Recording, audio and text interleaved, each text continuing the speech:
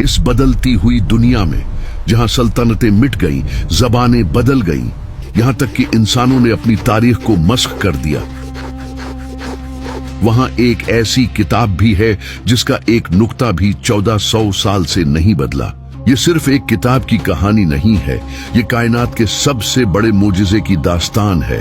एक ऐसी किताब जो पहाड़ों पर उतरती तो वो पाश पाश हो जाते, लेकिन वो एक इंसान के दिल पर उतरी।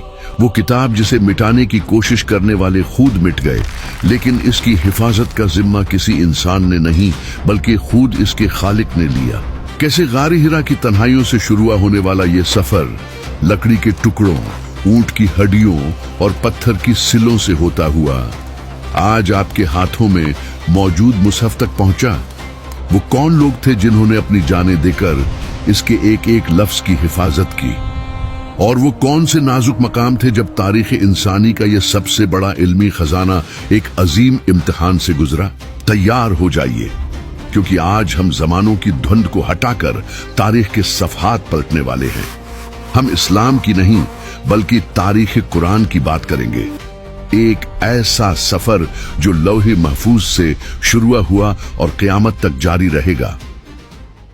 ये दास्तान उस वक्त से शुरू होती है जब न ये जमीन थी, न ये आसमान, और न ही वक्त का कोई पहिया चला था। अल्लाह तबारक व तआला ने कायनात की हर चीज की तख्लीक से पहले एक मकाम मुतय्यन फरमाया जिसे लौह महफूज कहा जाता है। कुरान करीम का पहला मकाम यही लौह महफूज था। फिर अल्लाह के हुक्म से एक मुबारक रात यानी लैलुल कदर में इस अजीम कलाम को लौह महफूज से आसमानी दुनिया के एक मकाम बेतुल इज़्ज़ा पर नाजिल किया गया। ये वो पहला पड़ाव था जहां से हिदायत का वो नूर मुबीन इंसानों तक पहुंचने वाला था, जिसने तारीख का धारा बदल देना था। अब मंजर बदलता है, सहर का वक्त है, मक्का की पहाड़ियां खामोश हैं, लेकिन गारे हिरा की तन्हाई में कायनात का सबसे बड़ा वाकया रूनुमा होने वाला है। सदियों का इंतजार खत्म होने को है। अल्लाह के सबसे मुकर्रब फरिश्ते जिब्रील अलैहिस्सलाम अल्लाह का पैगाम लेकर जमीन की तरफ बढ़ रहे हैं। गार के अंदर अकेले बैठे कायनात के खालिक की फिक्र में डूबे हुए मोहम्मद सल्लल्लाहु अलैहि वसल्लम मौजूद हैं। अचानक गार में एक रोशनी होती है और एक आवाज गूंजती है, इक़रा, पढ़िए। मोहम्मद सल्लल्लाहु अलैहि वसल्लम ने फरमाया, मैं पढ़ना नहीं जानता। 3 बार जिब्रील अलैहिस्सलाम ने आप सल्लल्लाहु अलैहि वसल्लम को अपने सीने से लगाकर भींचा और फिर कुरान की पहली 5 आयात नाजिल हुए।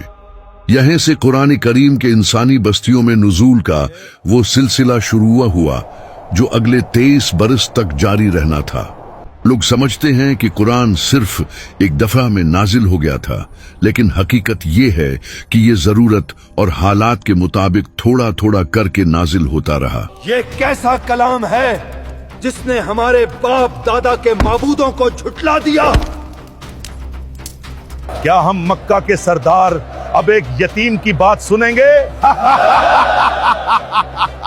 हरगिज नहीं। जब भी कोई वाकया पेश आता या कोई सवाल पूछा जाता तो अल्लाह जिब्रील अलैहिस्सलाम के जरिए वही नाजिल फरमा देता। वही के नुज़ूल की कैफियत बड़ी अजीब और पुरकशिश थी।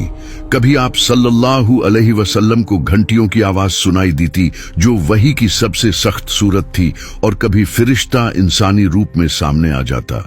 जैसे ही वही नाजिल होती, मुहम्मद सल्लल्लाहु अलैहि वसल्लम उसे फौरन याद फरमा लेते और फिर अपने सहाबा किराम राज़ियल्लाहु अन्हुम को बुलाकर उसे लिखवा देते। यहाँ एक बहुत बड़ा सवाल पैदा होता है। उस दौर में जब न कागज था, न प्रेस और न ही आज जैसी सहूलियात, तो ये किताब महफूज कैसे हुई? ये वो दौर था जब अरब अपनी याददाश्त, मेमोरी के लिए पूरी दुनिया में मशहूर थे। वो सैकड़ों अशआर ज़बानी याद रखते थे। जब कुरान नाजिल हुआ तो सहाबा किराम राज़ियल्लाहु अन्हुम ने उसे अपने सीनों में महफूज करना शुरू कर दिया। लेकिन मुहम्मद सल्लल्लाहु अलैहि वसल्लम सिर्फ हाफिजे पर इक्तिफा नहीं करना चाहते थे। आप सल्लल्लाहु अलैहि वसल्लम ने कातिबीन वही मुकर्रर किए। उनमें हजरत अबू बकर सिद्दीक राज़ियल्लाहु अन्हु, हजरत उमर फारूक राज़ियल्लाहु अन्हु, हजरत उस्मान गनी राज़ियल्लाहु अन्हु, حضرت علی علیہ السلام اور حضرت زید بن ثابت رضی اللہ عنہ جیسے جلیل القدر صحابہ شامل تھے۔